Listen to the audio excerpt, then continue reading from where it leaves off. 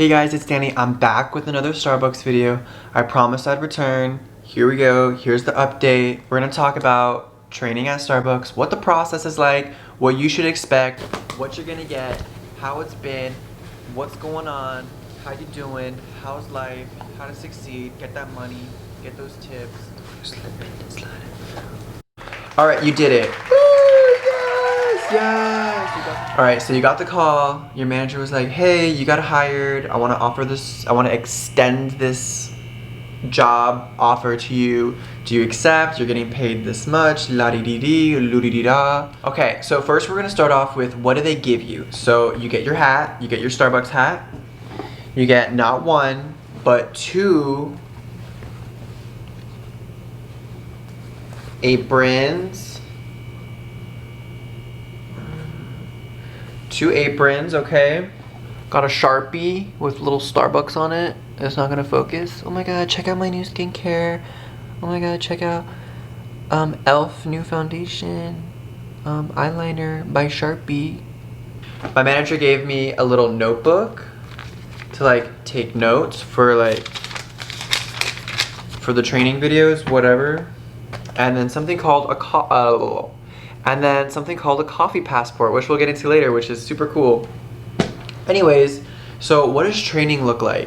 So the training is in like, I think it's like 44 hours or 40 hours of training, and you go in for like 4-hour intervals and you watch these modules. Like any job, you know, they have you sit by the computer, you learn like the company's mission and like a little bit about the company, and then they start going into like how the actual job and like the system is set up, you know, like how everybody plays a part in the Starbucks goal of giving you coffee.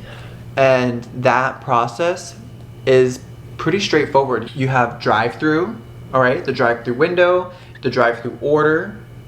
You have the people making the drinks, and there's there's really 3 different positions for that. There's the drive-through bar, which is somebody who's making all the drinks for drive-through, and then there's the cafe bar, which is making all the drinks for the cafe. What stores should have is somebody who does cold beverages during like peak times and stuff, who are like making the cold drinks, while drive bar and cafe bar are managing like the other drinks, the hot drinks, the ones where you need like the big like espresso machines for. You have somebody on food and register, and then you have somebody called like a customer support. It's just like a support role where you brew like the main coffee, you are on register, you help clean up the cafe, you are stocking supplies for everybody else who's like in more of like an active planted role, you know. And then there's like the supervisor, or like they call them the shift. Let's take this off. I feel like I'm at work. Hurts my neck. So you watch your video, you watch about the mission, Starbucks mission, and you learn about coffee, which was like my favorite part because we had like these little coffee tastings like throughout the training process, which I thought was super cool. So we tried like all the main coffees. We tried them like plain and black and with like food pairings that we have at Starbucks. So like some of them taste better with like a more cheesy vibe, and others like cinnamon and caramel, or like chocolate brings out the sweetness, whatever, cuts the bitter, all that type of coffee talk, you know. So that's what these coffee passports are for. And there is a correct way to be tasting your coffee, okay?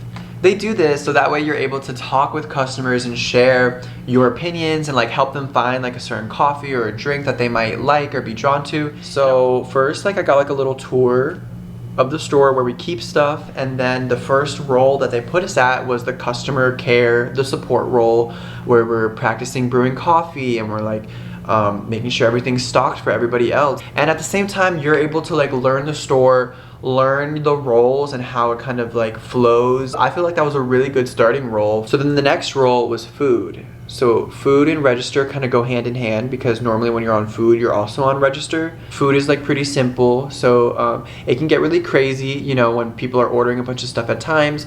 And really the only advice I can give you is to make sure you always have something in the oven. So that's like the main thing they want you to really like learn on oven, and then you'll eventually like utilize that in all of the positions. So then the next one, right? So you know,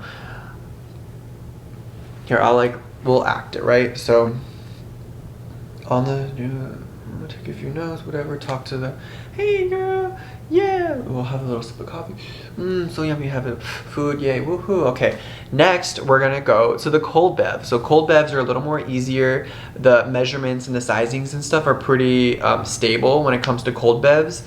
And it's easy to kind of like be more of a support role when you're just in that that part, because like I said earlier, like normally you just have drive bar and you have cafe bar. So cold bar is only utilized if it's like super busy, somebody will hop on cold bev and like take all the cold beverages. So again, so it's like a good starting role for somebody who's new. So when you're on cold bev, you practice making cold beverages. It's pretty straightforward. That's like frappuccinos, refreshers, teas, like those drinks, right? Matcha, oh, I hate matcha. We're moving on. All right, back to the modules. Okay. Also, between those times we were learning register. Register is not easy. Like, you have to know what's in these drinks to be able to use the register properly. So that was like a critique that me and my I guess I can say my peers who are also training with me, we let the manager know that when it comes to training, we think that register should be like one of the last things. We think everything flowed well except for register should be pushed back right before drive-through, because once we are practicing on drinks and we practice cold bev, we practice hot bev, and we were on food, so we know the food items, then it's a lot easier to put everything together. Oopsie, spilled water. It's a lot easier to put everything together and learn how to use the register properly. So at first we were trained for the register when we were training for the food, but it was not clicking. It was not clicking for us. So yeah, it was a challenge, but we did get like an overall familiarity with like the POS system, you know, the register. But anyways, so then the next thing, hot bev. So now you're practicing steaming milk properly and making like our main core drinks that Starbucks has. Like once you learn like these 4 core drink, no, there's more than 4. Once you learn but like these main core beverages, then a lot of it's just like customizations. This goes into sequencing now. So when we were talking about at the oven how we want to utilize those machines, so on cold bev and hot bev we also want to utilize those machines. The blender is a big one. It's annoying to make frappuccinos. It really is. It's not that it's hard, it's just like takes a lot of time and it's like messy a little bit. Because you have to wait for those blenders to be done. And another thing is the espresso machines, the time that it takes to steam the milk and cue the shots can also be timed. So you want to be preparing, and like they call it sequencing, where you're preparing the other drinks while a current drink is being made. And that's something I'm just now getting the hang of. Like, I don't really have advice for that other than like, honestly, I feel like you should kind of ignore the practicing of sequencing at first and just try to focus on like the recipes and getting them down.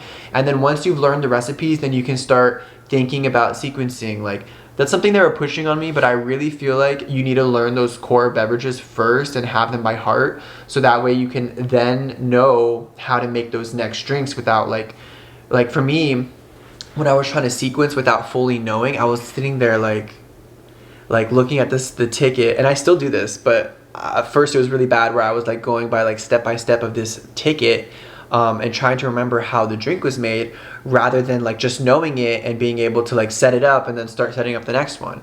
Like, you just don't know that stuff right away. So it's hard. It's a hard job. Like, as a Starbucks barista, you're doing a lot. Or you just have to remember, at the end of the day, it's just coffee, and if you feel overwhelmed, it's either shift supervisor and like the manager's job to help you. So if you feel like you're getting overwhelmed, tell them, because they will help you. It's their job to help you. My managers are awesome. They help so much. They really do their best to like support the team and like make sure everybody's feeling comfortable in their position. Like, they're always asking if we're doing okay, if we want to switch roles, like everything. So like, I love working at this Starbucks. Like, I really do. It's close. I already said in my first video of like all the reasons why I wanted to work at this particular Starbucks and Starbucks company as a whole, but I mean, I'm enjoying my time and I like working there. It's been pretty great. So anyways, that's gonna be the end of this video where I talk about, you know, the training process. I hope you made it there. I hope you got hired, and you should feel excited about working for Starbucks and like excited about training. The training hours, those 40 hours I mentioned, 44 hours, they're so fun. Like you really get to know like the people that you're working with, and those like little coffee tastings are so fun. You learn a lot. But when that training's over, it gets a little intimidating and scary. But just know, like, everybody's been there. Nobody is born a barista. You know, nobody's born with all these skills. Nobody even knows how to read at first, right? So, like, come on. We've all been there. If you're having a hard time, just communicate that. Like, that's all you can do. You know, being a Starbucks barista is not for everybody, but maybe it's for you. I don't know. Anyways, so for everyone that enjoyed this video, that's for you. I'm gonna go now. Yeah, and that's the end of this like little Starbucks series for now. But if you guys have any questions, please feel free to reach out. I might do like another updated video about working at Starbucks in the future. But for now, I'm just gonna leave it at this. Thank you again, and I hope to see you guys next time. Bye.